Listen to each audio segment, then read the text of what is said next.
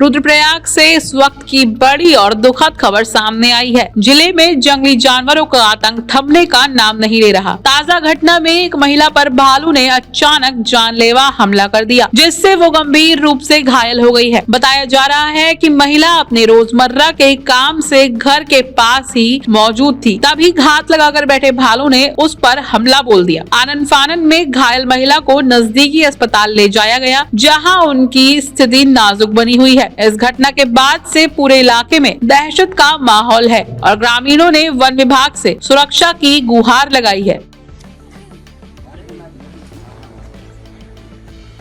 आराम